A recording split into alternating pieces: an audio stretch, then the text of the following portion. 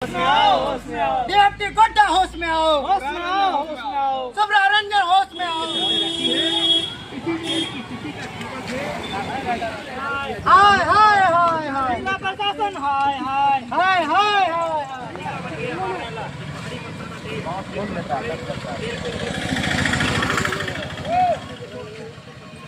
जिला प्रशासन होश में आओ, होश में आओ, होश में आओ। जिला प्रशासन होश में आओ, सुब्रा रंजन होश में आओ।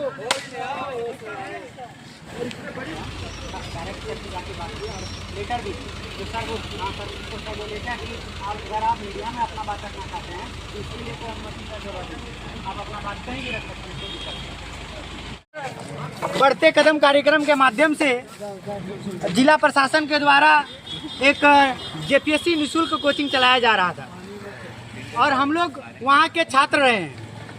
हम लोग वहाँ पर लगातार रेगुलर 80% हम लोग का वहाँ अटेंडेंस है और हम लोग वहाँ पे लगातार शुरू से लेकर अंत तक हम लोग क्लास किए, जिसमें बहुत सारे शिक्षक आए।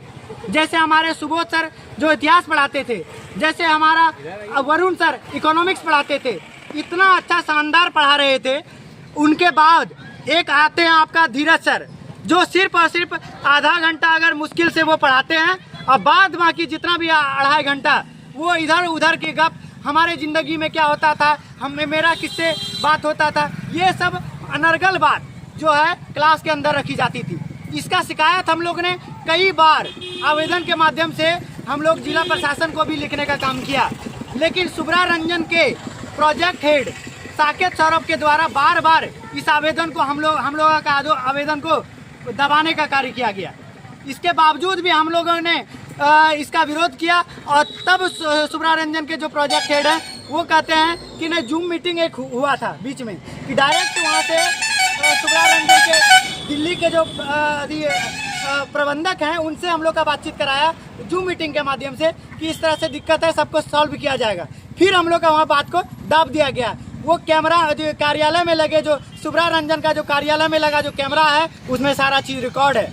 और यहाँ पे बहुत बड़ा बात ये है कि जब डीसी सर निरीक्षण करने के लिए जब सुब्रा रंजन संस्था पहुँचे तो बहुत सारे चीज़ों पे डीसी सर के द्वारा फटकार लगाया गया कि जबकि वहाँ पर 200 स्टूडेंट का उपस्थिति पे यहाँ पे पढ़ाई करना था, लेकिन वहाँ पे मात्र और मात्र 60 स्टूडेंट वहाँ पे डीसी सर के निरीक्षण के दौरान पाया गया।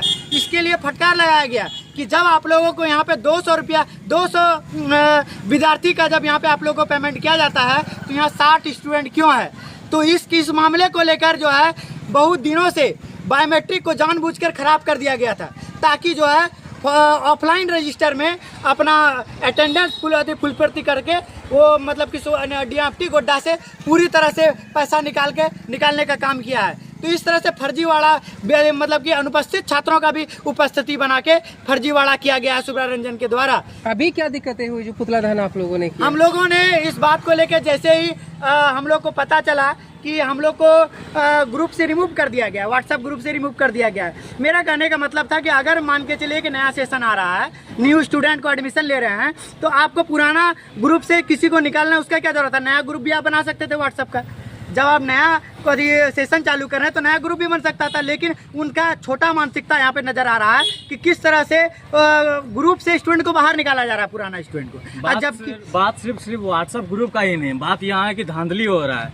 करोड़ों का स्कीम है ये, सरकार देती है, करोड़ों पैसा देती है, इन्वेस्ट करती है शिक्षा विभाग में, लेकिन यहाँ सब जिला प्रशासन मिल के पैसा को खा लेते हैं, स्कैम कर लेते हैं। पढ़ाई कैसा हो रहा है? पढ़ाई वहाँ पे एकदम बहुत ही ना के बराबर हो रहा है। धीरज सर के द्वारा कोई पढ़ाई नहीं हुआ है और अधिक होता है। वहाँ पे ज़्यादातर जो है घरेलू बात होता है कि किस तरह से मेरा परिवार में मेरा क्या हो रहा है, मेरा तो ऐसा संस्था का मालिक है, हम तो फलना ढकाना, ये सब जो है। और हम लोग कितना बार शिकायत किए कि झारखंड स्पेसिफिक का जो पढ़ाई है वो धीरज सर के द्वारा अच्छा नहीं पढ़ाया जा रहा है। उसको डायरी में नोट कर लिया जाता है साकेत सौरभ के द्वारा और फिर कोई एक्शन नहीं लेता है। तो इसी बात को लेकर हम लोग 2 तारीख को उपायुक्त महोदय गोड्डा के पास हम लोग ने लिखित आवेदन किया है, लेकिन हम लोग बीच में जब 5 तारीख को हम लोग निरीक्षण करने के लिए गए कि हमारा लेटर क्या हुआ है, अभी तक हम लोग का कहाँ तक लेटर गया है, तो पता चलता है कि अभी तक लेटर जो है डीसी के कार्यालय में ही है। उनको कोई भी विभाग को या फिर सुब्रा रंजन को ये कोई भी तरह का कानूनी कार्रवाई करने का जो है सूचना नहीं मिला है अभी तक। जब हम लोग सुनिए एक बात कहना चाहूँगा, आवेदन दिए उपायुक्त का आवेदन देने के बाद हमको कल फ़ोन आता है नगर थाना से कि आपका जो है कंप्लेन है। तो मैंने गया नगर थाना, तो नगर थाना में पता किया तो वहाँ पे सत्येंद्र तिवारी सर बोले कि आप जेपीएससी का क्लास करते, तो बोला मैंने हाँ क्लास तो करता हूँ। तो बोला आप लोग जेपीएससी के खिलाफ क्या क्या षड्यंत्र रच रहे हैं, तो आप लोग के खिलाफ कार्रवाई हो सकती है, इसलिए आप लोग जेपीएससी कोचिंग के खिलाफ कुछ भी ऐसा मत कीजिए। तो हम लोग बोले सर जो भी करेंगे हम लोग संवैधानिक तरीके से करेंगे, क्योंकि इससे पहले भी हम लोग पूर्व में कई बार जो है आवेदन भी लिखा है, जिसके लिए प्रबंधक को बताया है और प्रबंधक अपने ही पास बात को रख के जिला प्रशासन नहीं पहुंचाया है। जब हम लोग जिला प्रशासन तक बात पहुंचाए तो कोचिंग के अब किसके द्वारा आवेदन क्या दिया गया इसके बारे में तो हमको नहीं बताया गया, लेकिन कहा गया कि आप लोग के खिलाफ कार्रवाई किया जाएगा। कार्रवाई में मुख्य रूप से हम ही को इसलिए टारगेट किया जा रहा है क्योंकि मैंने जब कोचिंग शुरू हुई थी, जब कोचिंग में रजिस्ट्रेशन करवाना था, जब बच्चा नहीं पहुंच रहा था, उस समय भी मैंने बहुत सहयोग किया था कोचिंग का कि कैसे बच्चा आए। उसके लिए मैंने शुरू से कोचिंग का किया था, मतलब कोचिंग पे हर समय मैंने अपना जो भी होता था अपना एक्टिविटी को रखता था, हर कंप्लेंट को हर समय सबके साथ साझा करता था। कभी डीओपी सर के साथ साझा करता था, तो कभी आईपीआरडी में तो कल्याण पदाधिकारी के साथ, यानी जिला प्रशासन के साथ मैंने हमेशा साझा करते रहता था। तो जिसके कारण हमको पर्सनली टारगेट करके हमको इस कोचिंग से जो है धमकाने का काम किया जा रहा है। आप क्या कहेंगे? हाँ, और मैं कहना चाह रहा हूँ कि जिस प्रकार से पिछली बार डीसी सर निरीक्षण में आए थे कोचिंग में, तो उन्होंने कहा था कि जो भी बचे हुए महीने हैं, 3 महीने बचे हुए हैं, 2 महीने बचे हुए हैं, आप करंट अफेयर्स या कोई भी अदर कंपटीशन क्लास का टीचर मंगा करके आप क्लास करवा दीजिए, क्योंकि जो पुराना हुआ वो हुआ और आप नया कुछ कीजिए ताकि बच्चा सिर्फ जेपीएससी नहीं, ताकि अदर भी कोई भी कंपटीशन एग्जाम निकाल सके। परंतु इस बात को नज़रअंदाज कर दिया गया वहाँ के प्रबंधक द्वारा और कोई हम लोग को क्लास नहीं कराया गया। और हम लोग का साइंस एंड टेक्नोलॉजी का क्लास नहीं हुआ था अच्छा से, वो भी हम लोग शिकायत किए, उसका भी क्लास नहीं किया गया। और ना ही हम लोग को हार्ड कॉपी मिला। डीसी सर ये भी बोले कि जितना भी सॉफ्ट कॉपी आप लोग को क्लास में मिला है वो सारा मैनेजमेंट आप लोग को हार्ड कॉपी में देंगे, लेकिन मैनेजमेंट जो है डीसी सर का भी आदेश का अवहेलना किया और कोई भी हम लोग को हार्ड कॉपी नहीं मिला।